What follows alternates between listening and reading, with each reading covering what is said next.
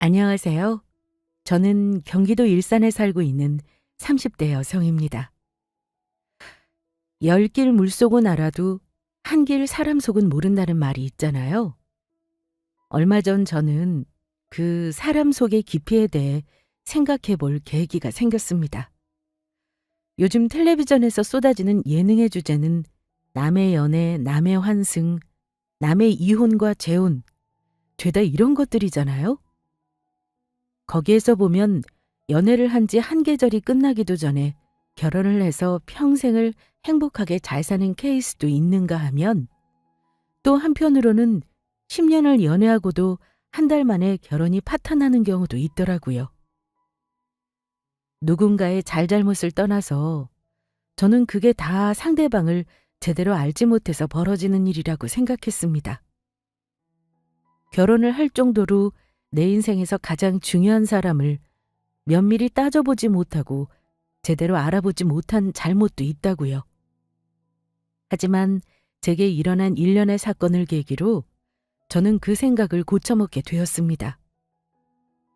내가 아무리 그 사람에 대해서 잘 알고 있다고 생각을 해도 상대방이 작정을 하고 숨기거나 거짓말을 한다면 절대로 미리 알아차릴 수 없고 또 속아 넘어갈 수밖에 없는 일도 있다는 사실을요. 그리고 사람들은 그걸 불가항력이라고 한다는 것도요. 불과 1년 전 저는 그걸 직접 겪게 되었는데요. 타인에 의해 인생의 전환점을 맞이하게 되었던 그 사연을 들려드리려고 합니다. 저는 저의 남편이 된 과거의 남자친구와 딱 6년을 연애했습니다. 정확히는 서로 24살에 만나 애매한 친구로 1년, 연인으로 6년이요. 10년씩 연애를 한 분들에 비하면 거의 절반밖에 안 되는 기간이지만 횟수 자체만 놓고 보면 다들 장수 커플이라고 말할 정도로 오래된 커플이었죠. 그 사람을 처음 만났던 때가 아직도 생생합니다. 대학 시절 친한 친구가 아르바이트를 하고 있는 집 근처 술집에 놀러 간 적이 있었죠. 그날은 비가 오는 날이라 손님도 별로 없었고 문을 닫을 시간도 가까워져서 저는 혼자 테이블에 앉아 친구가 갖다 준 오징어를 뜯고 있었어요. 시간이 얼마나 지났을까? 드디어 친구가 가게 문을 닫고 병맥주를 엄청나게 가져오더라고요. 뭘 이렇게 많이 가져왔냐고 타박을 하려던 순간이었습니다. 야, 무슨 맥주를 6병이나 가져와. 누가 먹으라고. 나 한 병만 마시고 가서 과제해야 돼. 넌 한 병만 마셔. 제가 다 먹을 거니까. 안녕하세요. 이도연이라고 합니다. 그때 쟤를 맡았던 친구가 바로 미래의 제 남자친구였죠. 친구의 턱짓에 같이 고개를 돌려 바라봤던 곳에는 이 누추한 동네에 있기에는 정말 아까운 얼굴에 훈훈한 남자가 서 있었거든요. 아니, 저런 얼굴이 왜 방송국에 있지를 않고. 보자마자 그런 생각이 들 정도였죠. 그렇게 제 친구의 소개로 합석을 하게 되면서 저희는 서서히 친해지기 시작했습니다. 정확히는 제가 좋아서 먼저 쫓아다녔고 짝사랑이 지쳤을 때쯤에는 그 사람이 저를 쫓아다니기 시작했죠. 그렇게 딱 1년이 지난 후에 그 사람과 저는 정식으로 사귀기 시작했습니다. 연인으로서의 그 남자는 별다른 문제가 없는 사람이었어요. 요즘은 하도 이상한 사람이 많아서 평범하기만 해도 100점이라는 말이 있잖아요. 장점 100가지보다는 단점 한 가지가 없는 게 낫다고요. 그런 면에서 남자친구는 모든 것이 무난한 사람이었어요. 술을 조금 좋아한다는 게 문제긴 했지만 특별히 주사도 없는 것 같았고 또 취할 정도로 마시지는 않는 편이라 넘어갈 수 있는 정도였죠. 그걸 제외하고는 특별히 단점이 보이지 않는 사람이었습니다. 거기다 거듭해서 저를 거절해서 지치게 했던 걸 보상이라도 하는 듯 저에게 엄청나게 잘해줬어요. 시간이 많이 흘러 그 열정의 강도와 빈도는 조금 사그러들었지만 여전히 친구들에게는 사랑꾼이라는 소리를 들을 정도였죠. 연애 6년 차를 맞이해 동갑내기 커플이었던 저희는 드디어 30살에 접어들었습니다. 가끔씩은 투닥거리며 싸울 때도 있었지만 그 긴 시간의 대부분은 잔잔하고 순탄했던 연애였어요. 이제 서로를 거진 다 알게 되었다는 생각도 들었고 남자친구와 저 둘 다 아이를 원했기 때문에 조금 이른 느낌은 있었지만 결혼을 하기로 결심했어요. 사실 너무 장기 연애를 한 커플들은 오히려 결혼을 못한다는 편견이 있잖아요. 그래서 내심 저희의 미래도 그렇게 될까봐 불안했던 것도 사실이고요.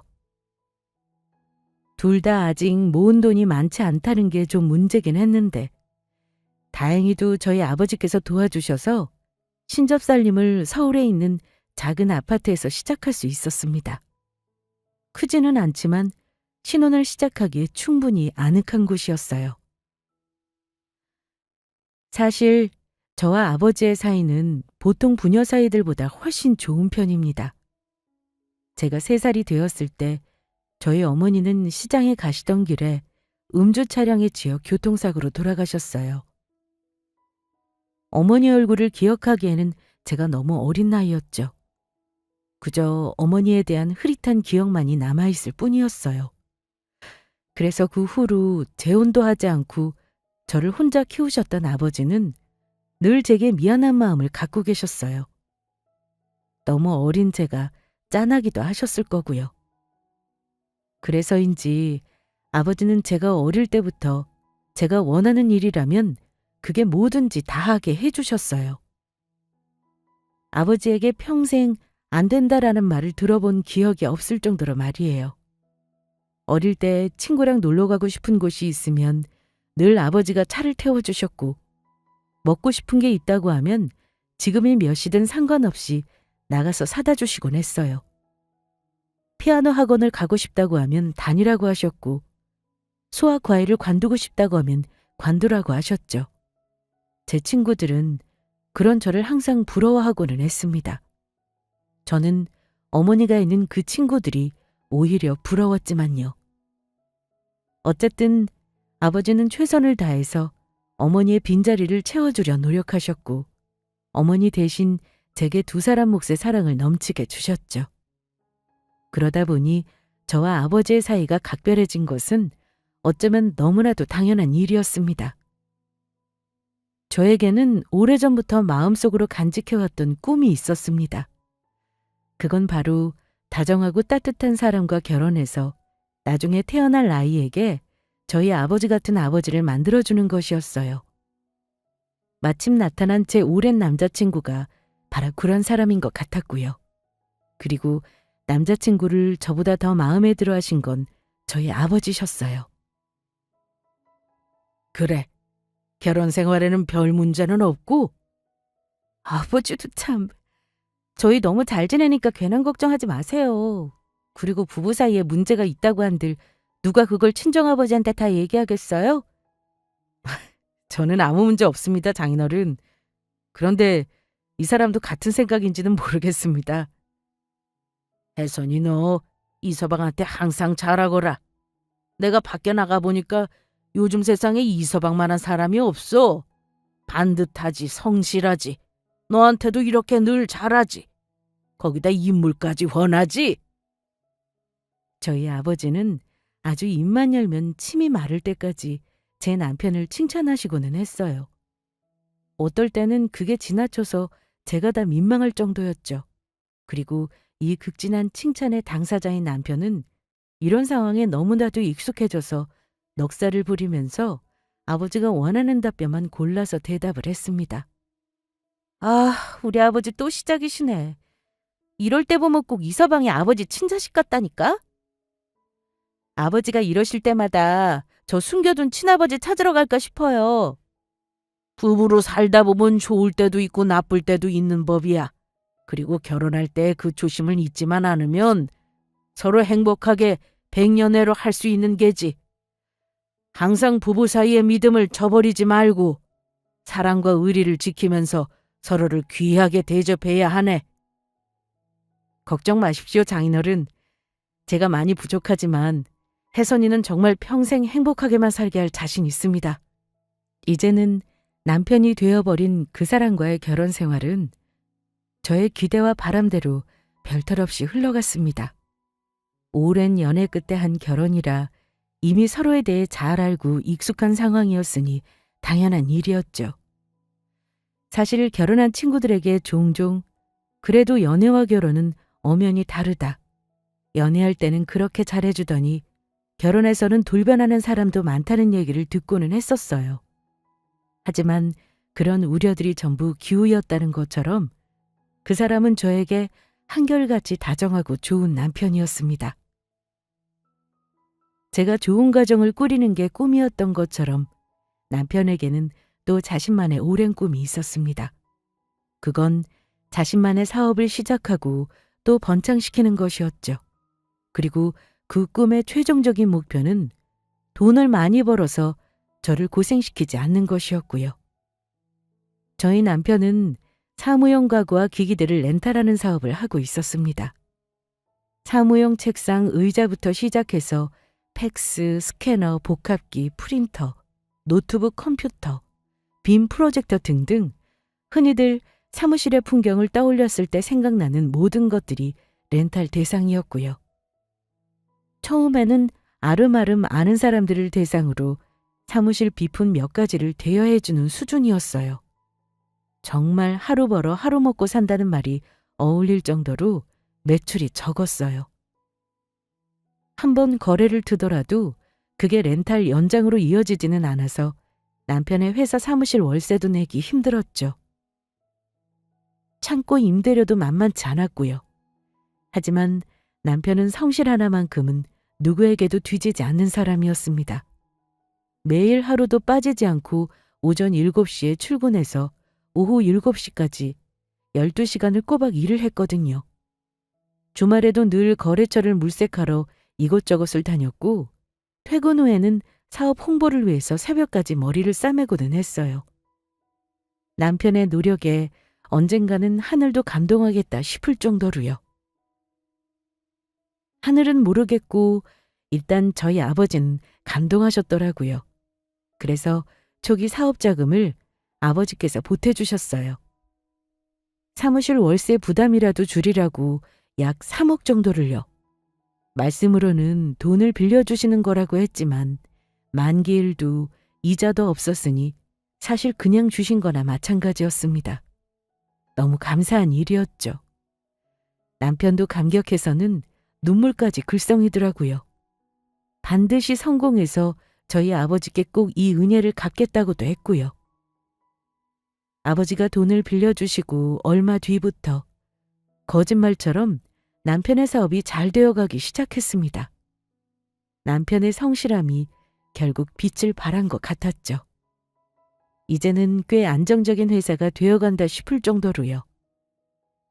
거래처가 늘고 주문서도 밀려들었어요.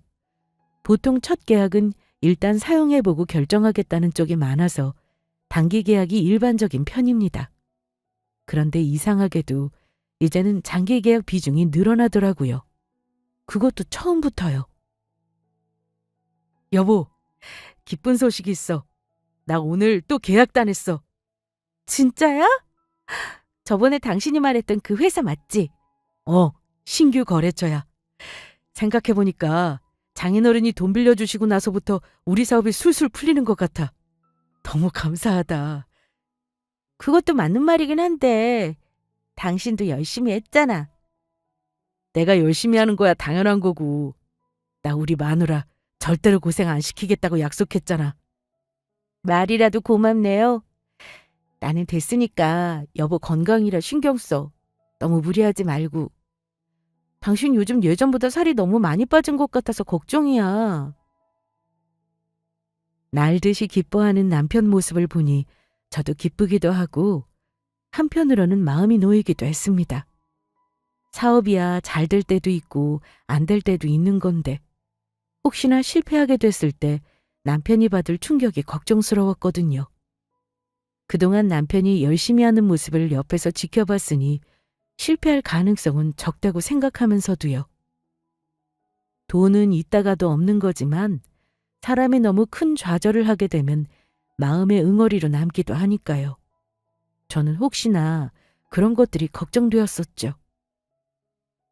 그런데 좋은 일은 같이 온다고 했던가요?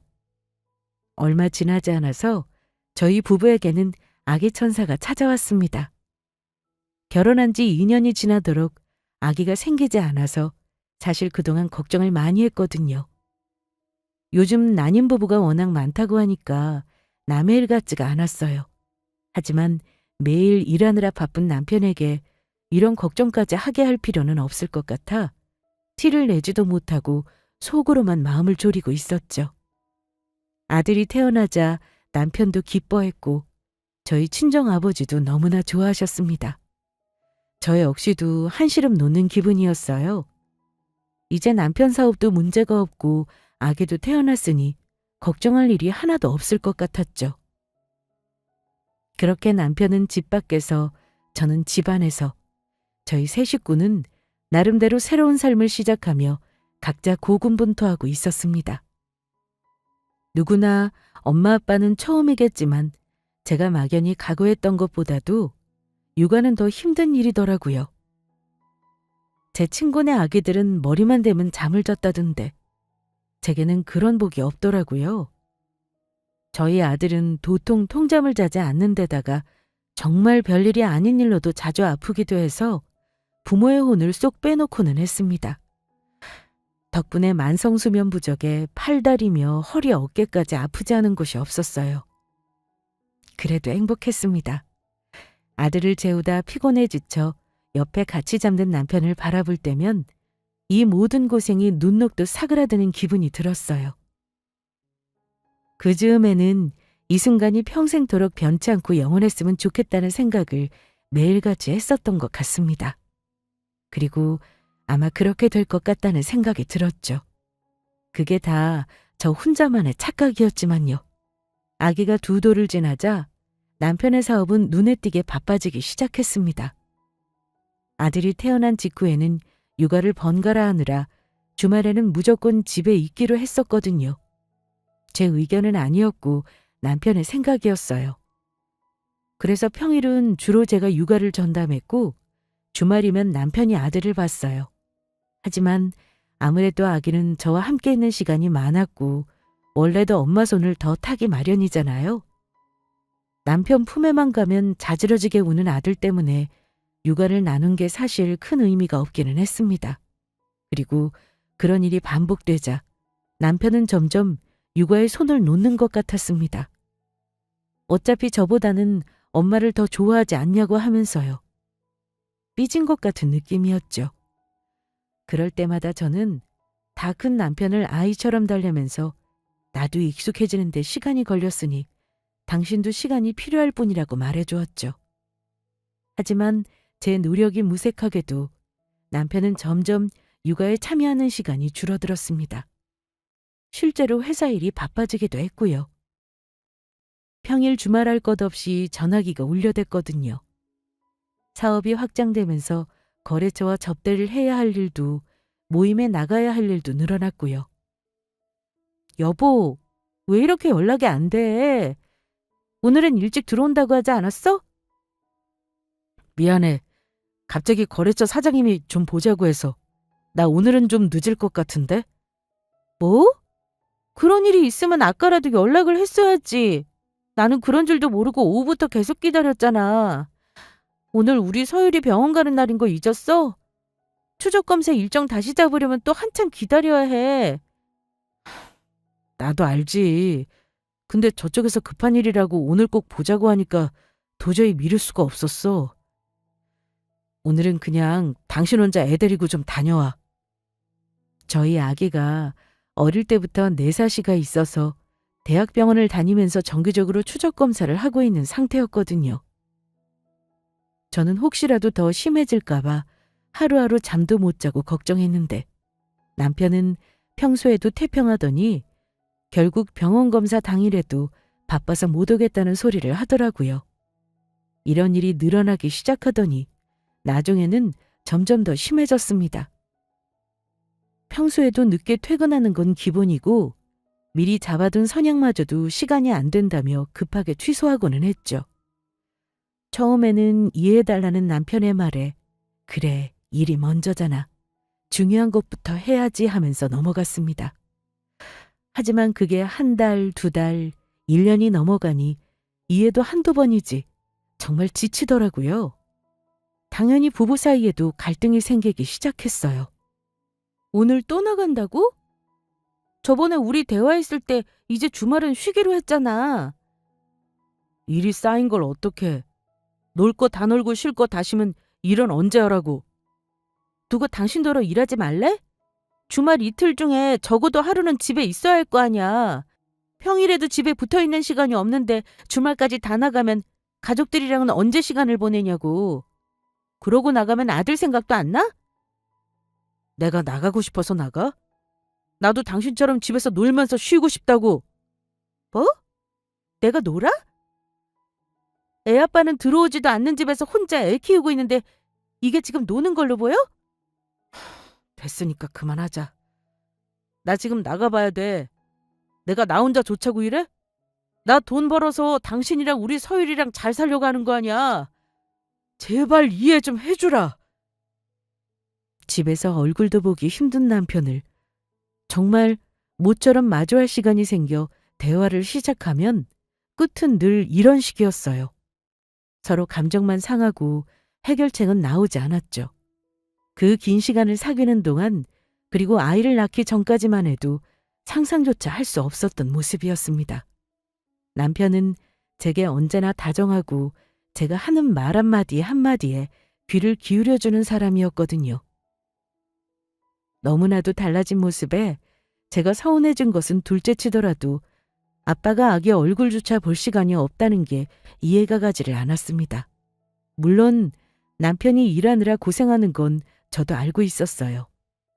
매일 늦게 들어오는 모습을 보면 안쓰럽기도 했고요. 하지만 아기가 자라는 순간을 다 놓쳐가며 얻는 것들이 얼마나 중요할까 싶은 생각이 들었죠. 나중에 이 시간들을 다 흘려보내고 후회하게 되더라도 돌이킬 수는 없는 일이니까요. 거기다 우리 부부 사이의 갈등은 그것뿐만이 아니었습니다. 당신 오늘 우리 아버지 생신인 거 안 잊었지? 그게 오늘이었어? 며칠 전에 내가 얘기했었잖아. 7시 반에 소고기집 예약해놨어. 주소 보낼 테니까 늦을 것 같으면 당신은 퇴근하고 그리로 바로 와. 난 서율이 데리고 먼저 가 있을 테니까. 당연히 잊었을 것 같더라고요. 여느 때처럼 주말에도 나갈 준비를 하고 있는 남편에게 혹시나 싶어서 일정을 다시 얘기한 게 다행이다 싶었습니다. 그런데 한참을 대꾸가 없던 남편이 말하더라고요. 나 시간이 어떻게 될지 모르겠는데. 그냥 당신 혼자 가면 안 돼? 무슨 소리 하는 거야? 한 달 전부터 잡아놓은 일정인데 당신 오늘은 아무 일 없다며. 갑자기 일이 생길지 아닐지 내가 한 달 전에 어떻게 알아. 일이 닥쳐봐야 아는 거지. 어제 갑자기 공장 발주 문제 때문에 미팅이 생겼어. 무슨 미팅을 주말까지 해? 그럼 잠깐만이라도 들렀다 가면 안 돼? 아버지가 당신 얼굴 못 본 지 오래됐다고 저번부터 몇 번을 말씀하셨어. 우리 사이 보고 싶으시다고. 장인어른도 참... 가만 보면 너무 이기적이신 거 아니야? 뭐라고? 우리 아버지가 이기적이라고? 아니 그렇잖아. 본인도 사업을 하시니까 사업하는 사람이 얼마나 바쁜지 아실 거 아니야.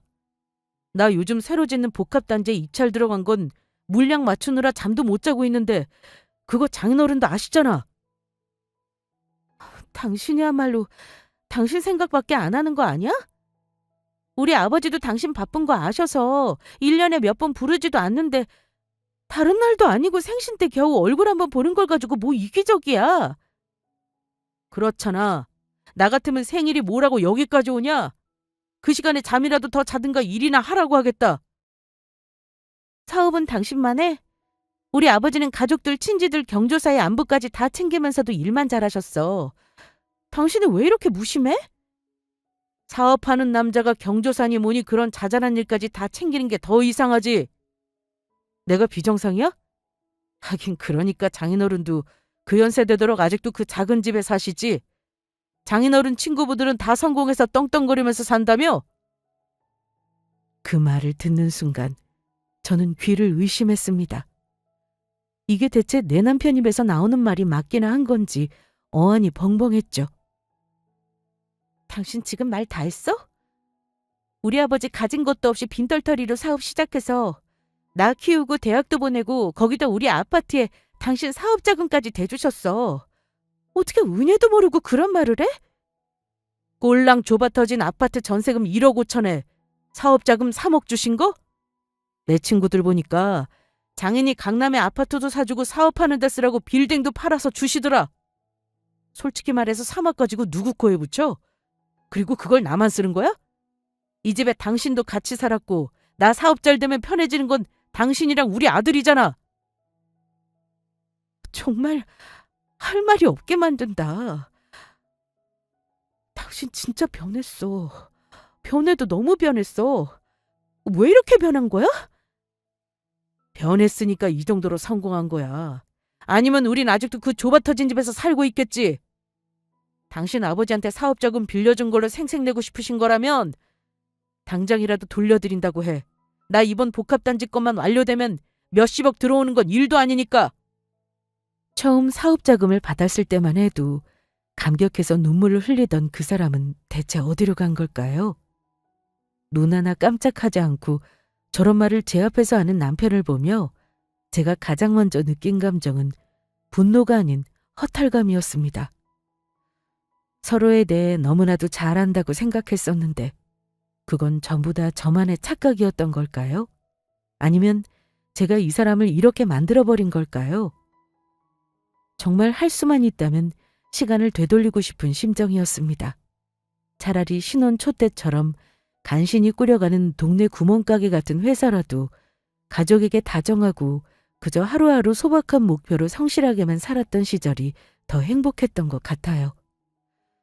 비록 좁은 아파트에서 라면을 먹으며 겨울철 사무실 가스비를 걱정하면서 살던 때였지만 적어도 서로가 서로에게 존재만으로도 가장 큰 위안이 되던 시절이었거든요. 돈이 많아진 게 오히려 독이 될 수도 있다는 걸 예전엔 미처 알지 못했죠. 그리고 저희 가정에 들이운 불행의 그림자는 그뿐만이 아니었습니다. 좋은 일이 한꺼번에 몰려왔던 것처럼 나쁜 일도 잇따라 몰려오더라고요. 새벽 2시를 넘긴 시각, 술에 취한 남편이 들어오는 소리가 들려왔습니다. 간신히 아기를 재우고 저도 잠들었었는데 요즘 예민해서인지 바로 잠이 달아나더라고요. 남편이 옷을 벗고 욕실에 씻으러 간 사이 휴대폰 진동음이 들려왔습니다. 무시하고 다시 잠을 청하려다가 어쩐지 이상한 촉이 들어서 자리에서 벌떡 일어났어요. 남편이 던져둔 정장 자켓 안쪽에서 아직 울리고 있는 그의 핸드폰을 꺼냈습니다. 어두운 방 안을 환히 밝히는 액정 불빛 위에는 나영욱 과장이라는 이름이 있었죠. 이름을 보자마자 전화가 끊어지더라고요.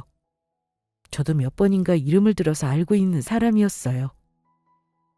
회사에 새로 입사했는데 일을 참 잘한다고요. 하지만 새벽 2시가 넘어가는 이 시간에 전화가 걸려오다니 이상하다는 생각이 들었죠. 더욱 수상한 건 남편의 핸드폰에 비번이 걸려있다는 사실이었습니다. 지금까지 살아오면서 단 한 번도 남편이 비번을 걸었던 적이 없었거든요.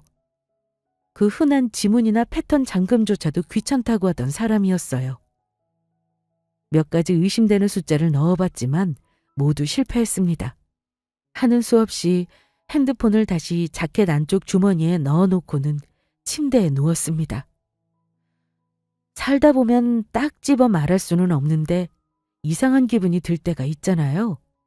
그날 바로 그런 기분이 들어 뜬 눈으로 밤을 지새웠던 것 같습니다. 다음 날부터 저는 남편을 유심히 관찰하기 시작했습니다. 막상 의심을 품고 주시하기 시작하니 평소에는 그냥 지나쳤던 행동들도 하나하나 거슬리기 시작하더라고요. 핸드폰 비밀번호 문제도 그렇고 회사에서 전화가 오면 자꾸 제가 없는 곳으로 자리를 피해서 통화를 하는 것도 그랬고요. 하지만 그 외에는 특별히 이상한 점이 없어 보였어요. 컴퓨터에도 잠금이 설정되어 있어서 메시지 내역을 제가 확인할 수가 없었고요. 하루는 같이 차를 타고 있는데 그 나영욱 과장에게서 전화가 오더라고요. 핸드폰 블루투스 기능이 켜져 있어서 전화를 받으면 스피커폰으로 들리게 되는 상황이었죠. 그런데 남편이 전화를 받지를 않더라고요. 전화 왜 안 받아? 회사 아니야? 나중에 통화해도 돼. 급한 연락이면 어쩌려고 그냥 받아. 됐어. 전화 한 번 시작하면 길어져. 말이 많은 사람이라서. 차에서 내려서 전화하면 돼. 그 뒤로도 번번이 그 사람에게서 걸려오는 전화를 받지 않더라고요. 그래도 심증만 있지 물증이 없는 상태라 단순히 좀 이상하긴 하다 정도로 넘겼죠. 그러던 어느 날이었어요. 요즘 저희 아들이 세상 만사에 다 호기심이 생긴 나이라 손이 닿는 모든 물건을 꺼내서 집안을 초토화시켜 놓는 게 일상이었습니다. 그날도 베란다에 나가서 마른 빨래를 걷어오는데 남편 서재에 들어간 아들이 뭔가를 신나게 누르고 있더라고요. 놀라서 얼른 뺏어보니까 남편의 태블릿 PC였어요. 이걸 또 어디서 찾아서 꺼냈는지. 혹시 애가 눌러서 망가뜨리게라도 했을까봐 얼른 화면을 살폈죠. 그런데 마침 바탕화면에 깔린 메신저 앱이 보이더라고요.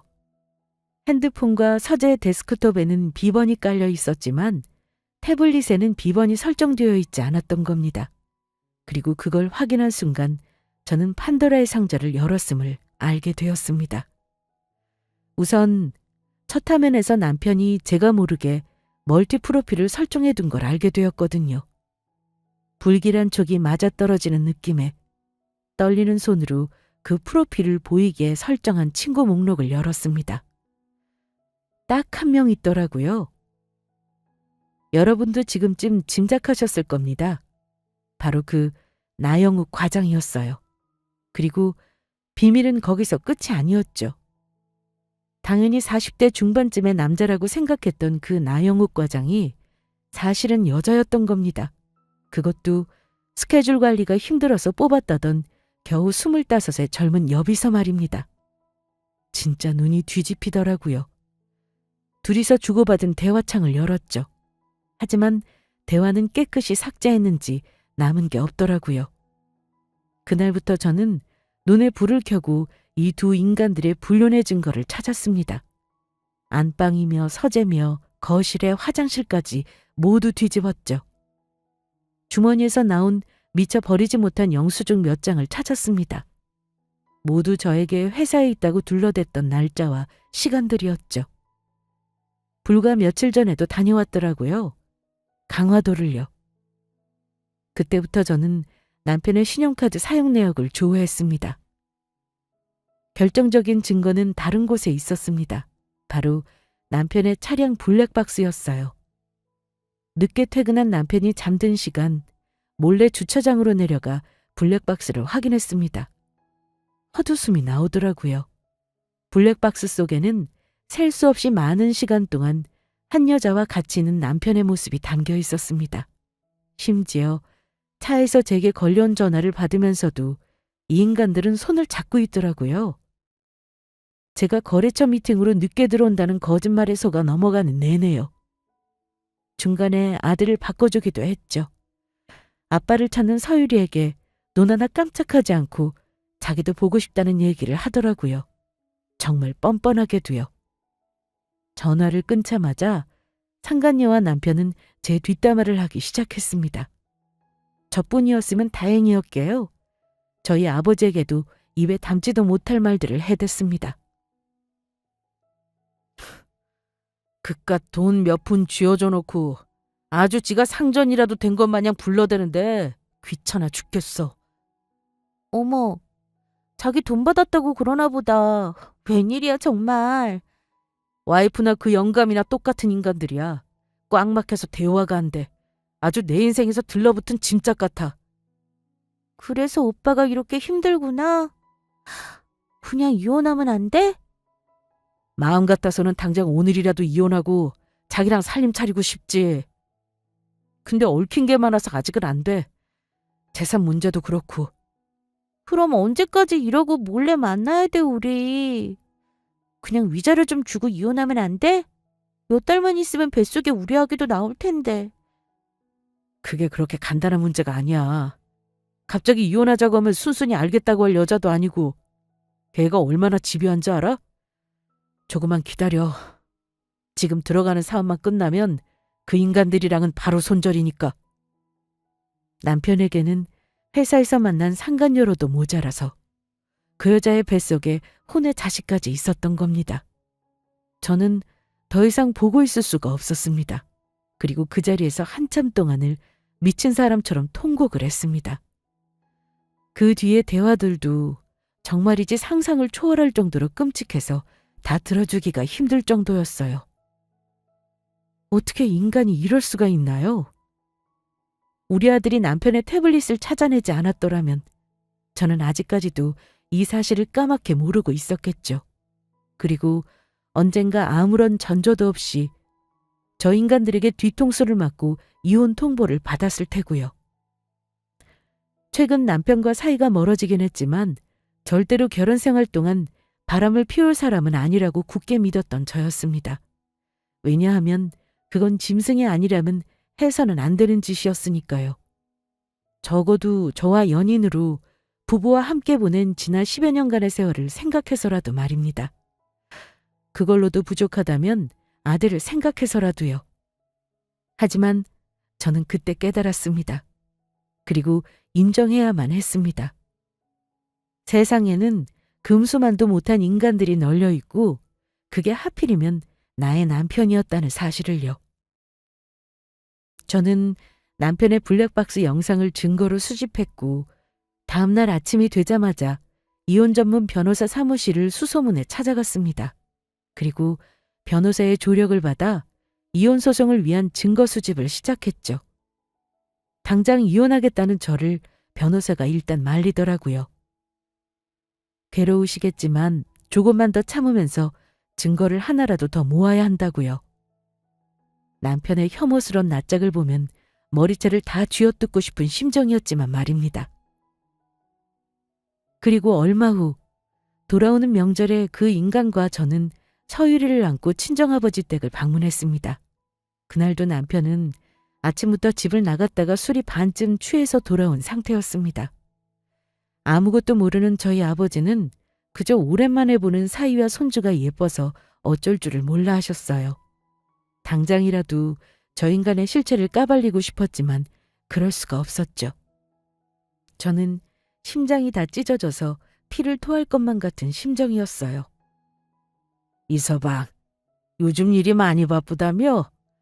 우리 혜선이한테 얘기 들었네. 그래도 건강이 최고니까 아무리 바빠도 끼니는 절대 거르지 말고 맛있는 걸로 잘 챙겨 먹고 해야 해. 저희 집은 아버지가 교회를 다니셔서 제사를 지내지 않았거든요. 대신 엄마가 생전에 좋아하던 맛있는 음식을 사서 먹고는 했어요. 저희가 결혼한 이후에는 남편이 좋아하는 음식도 거기 추가되었죠. 남편은 굴전을 그렇게 좋아했는데 아버지는 비린내 난다고 굴을 전혀 안 드시거든요. 그런데 매번 친정에 갈 때마다 상에는 굴전이 가득 놓여 있었어요. 오늘도 그 굴전을 보고 있는데 그냥 눈물이 날 것 같더라고요. 더 이상 지켜보기가 힘들어서 저는 아기 먹일 음식을 찾아보겠다며 부엌으로 향했어요. 듣자니까 이번에 새로 들어가는 사업이 아주 큰 건이라면서? 요 앞에 뭔 입찰인가 그것도 잘 됐다고 들었는데. 네, 이제 복합단지건 구두 계약 끝나긴 했는데 확정난 거랑 다름없습니다. 돈 긁어모으는 건 시간 문제죠. 아이고, 정말 잘 됐네. 듣던 중 제일 반가운 소식이야. 그동안 얼마나 고생이 많았나. 성실하고 착실하게 사니까 다 하늘에서 지켜보고 돌려준 게지. 오늘 기분도 좋은데 내 모처럼 우리 사위랑 술이나 한잔 해야겠구만. 아버지는 그저 사위의 성공이 자신의 성공인 것 마냥 흐뭇해하셨어요. 모처럼 끊었던 술을 다 드시겠다고 하실 정도로요. 진열장에서 옛날부터 아껴두었던 비싼 양주를 꺼내오신 아버지는 손수 술잔에 부어 남편에게 내밀었습니다. 아이씨, 짜증나서 더 들어줄 수가 없네. 그리고 남편의 입에서 욕이 튀어나온 것도 그 순간이었죠. 그 인간은 저희 아버지가 준 술잔을 바닥에 내동댕이 쳤어요. 진짜 욕을 안 하려고 해도 참을 수가 없네. 노인네가 뭘 더 뜯어먹으려고. 술은 혼자 쳐드세요. 안 그래도 성공했다고 하니까 개나 소나 다 들러붙으려고 해서 짜증나 죽겠는데. 자네 지금 대체 뭐라고 했나? 술은 혼자 쳐드시라고요. 나한테 들러붙을 생각하지 말고. 진작부터 술에 취해 있었던 남편은 취기가 오르는지 그 자리에서 뻗어버렸어요. 술잔이 깨지는 소리에 거실로 뛰어나온 제가 본 광경은 저 쓰레기 같은 인간이 바닥에 대자로 드러누워 있는 모습이었습니다. 그리고 저를 바라보는 아버지의 표정은 경악에 차 있었어요. 저는 직감했죠. 이제는 이 모든 진실을 말씀드려야 할 때라고요. 그리고 저는 아버지와 함께 방에 들어가 긴 이야기를 나누었습니다. 아버지가 먼저 이게 다 무슨 일이냐고 물어보셨죠. 사실을 밝히는 건 두렵지 않았지만 아버지가 받을 충격이 너무 걱정됐어요.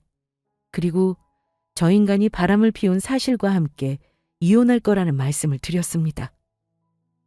그 밖에 있었던 지속적인 폭언들도요.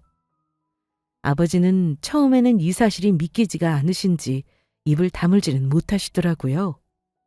충격에 손까지 부들부들 떠셨죠. 한참을 침묵 속에서 생각을 정리하시던 아버지는 결국 저를 안아주시며 얘기하셨어요. 우리 딸이 그동안 너무 마음고생이 심했겠구나. 나는 그런 줄도 모르고 있었어. 미안하다. 아니에요. 전 괜찮아요. 잘 사는 모습 보여드리지 못해서 죄송해요, 아버지. 어머니가 돌아가신 뒤로 정말 오랜만에 저는 아버지와 끌어안고 눈물을 흘렸던 것 같습니다. 어쩌면 제게는 이런 위로가 필요했던 걸지도 모르겠어요. 그동안 누구에게도 말할 수 없어 벙어리 냉가슴 앓듯 속으로만 울었거든요. 그리고 얼마 지나지 않아 저는 바로 이혼 소송에 들어갔습니다. 처음 이혼 얘기를 꺼냈을 때만 해도 누구 좋으라고 이혼을 하냐며 안 된다고 펄펄 뛰더라고요. 남편 놈은 친정에 갔던 그날 술에 너무 취해서 본인이 저지른 짓거리를 기억도 못하고 있는 상태였죠. 아무리 생각해도 이혼 사유가 없다고 생각한 남편 놈은 제게 그러더라고요. 야, 이혼이 네가 하고 싶다고 할 수 있는 건 줄 알아? 난 도장 못 찍어주니까 정신 차려. 애도 있는데 아침부터 무슨 헛소리야? 그 와중에 자식 생각은 나나 보네. 뭐라고?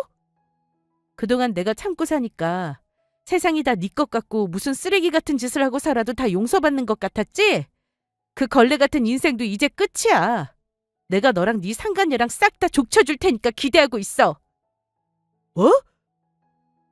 너 미쳤어? 무슨 소리 하는 거야? 바람 피우는 놈은 원래 마지막까지 거짓말을 한다잖아요. 자기 반성이라고는 찾아볼 수 없다고 했죠. 제 예상대로 처음에는 아니라고 펄쩍 뛰면서 오히려 저더러 미친 거냐고 욕을 하더라고요. 저는 제가 모은 증거 중에 하나를 내밀었어요. 나 과장의 실체를요. 나영욱 과장이 이 얘기를 들으면 얼마나 슬퍼하겠어? 뱃속에 애도 있는데? 미친. 내 뒷조사까지 한 거야? 너 내 핸드폰 뒤졌어? 이 짐승은 자신의 손으로 쌓았던 모든 것을 잃어야 마땅했어요. 더 이상 이 가정이 일원이 될 자격도 없었죠. 우리 아이의 아빠가 될 자격도요. 벼랑 끝에 몰린 남편 놈은 오히려 적반하장으로 나오더라고요. 제가 조금만 덜 질리게 했어도 자기가 이렇게까지 됐겠냐면서요. 모든 게 다 남편 하나 이해해주지 못하는 제 탓이라고 하더라고요. 웃기지도 않았죠. 됐고, 변호사나 잘 알아봐. 나랑 이혼하고 개털되고 나서도 그 여자가 널 좋다고 할지는 모르겠지만. 저희는 당장 별거에 들어갔어요. 얼굴 보기도 역겨웠는데 다행히 저 인간이 먼저 짐을 싸서 나가더라고요. 아마 상간녀의 집으로 들어간 것 같았습니다. 그 후 이혼 소송을 제가 이긴 건 당연한 결과였어요. 재산분할과 위자료부터 시작해서 하나뿐인 아들의 양육권과 친권, 양육비를 모두 받아냈습니다. 변호사가 약속했던 모든 것들을 다 얻어냈죠. 비록 시간이 조금 걸리긴 했지만요. 재판장에서도 그 인간은 끝까지 반성하는 모습을 보이지 않았어요. 오히려 지독한 년이라며 제게 손가락질을 해댔습니다. 하지만 그 인간의 말로가 거기서 끝이라면 제가 억울했겠죠? 나중에 소문을 들으니 이혼 소송을 시작한 이후 그 인간의 사업이 급격하게 망하기 시작했다고 하더라고요. 대규모 복합단지에 들어가기로 구두 계약을 끝낸 상태였는데 정식 계약서를 쓰기 하루 전날 계약을 없던 일로 하자는 통보를 받았다고 합니다. 거기다 기존 거래처들도 줄줄이 계약 연장을 취소한다고 연락이 왔고요. 그 인간은 복합단지 건을 이미 따낸 사업이나 마찬가지라고 생각하고 있던 참이었습니다. 때문에 무리하게 사업을 확장해서 사무용 기계, 장비 제조에까지 손을 뻗쳤고 공장 부지를 알아본 후 계약금까지 넣은 상태였어요. 당연히 공장도 날아갔고 거기에 넣은 계약금도 날아갔죠. 이렇게 그 인간에게 악재가 겹치자 저는 하늘도 노에서 벌을 준 건가 싶었어요. 나중에 알게 됐죠. 그 하늘이 저희 아버지라는 사실을요. 이혼 후에 아버지에게 사건의 전말을 듣게 되었습니다. 애초에 남편의 렌탈 사업이 잘 되기 시작했던 건 아버지의 소개 덕분이었다는 사실을요. 아버지는 사위가 잘 되길 바라는 마음으로 뒤에서 아버지의 사업 인맥을 총동원해 거래처와 남편의 사업을 연결시켜 주셨던 겁니다.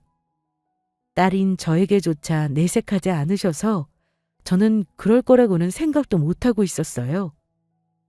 어쩐지 갑자기 거래처가 폭발적으로 늘고 처음부터 초창기 계약 주문서가 밀려들더라고요. 나중에 있었던 복합단지 건도 다 아버지가 힘을 써주신 덕분이었고요. 사실 그 프로젝트 업체의 대표님이 아버지의 고향 친구였다고 하시더라고요. 자기 혼자 잘난 줄 알고 설쳐대다 바람까지 피운 남편 놈은 그 사실을 알고 있을까요? 나중에 알게 된다면 과연 자기가 놓친 것들이 무엇인지 깨닫게 될까요? 남편과 저는 가족이라는 둘만의 견고한 성을 쌓았습니다. 10년이라는 세월을 거치면서요. 하지만 겉으로 견고해 보이던 그 성은 모래성이어서 폭풍 한 번에도 마치 없었던 것처럼 부서질 수 있었죠. 이 일을 통해 저는 누군가를 완벽히 알게 된다는 자만을 버리게 되었습니다. 내가 아닌 타인을 마치 나인 것처럼 알게 된다는 것은 불가능하다는 사실을요. 저는 모래성이 부서진 자리에 아들과 저만의 새로운 성을 쌓고 있어요. 그리고 이 성은 두 번 다시 부서지지도 무너지지도 않을 거고요. 이 성에는 비바람 대신 이제 봄바람이 불고 있어요. 여러분들이 쌓고 계신 지금 그 성에도 봄바람만 불기를 기도하겠습니다. 여기까지 들어주셔서 감사합니다.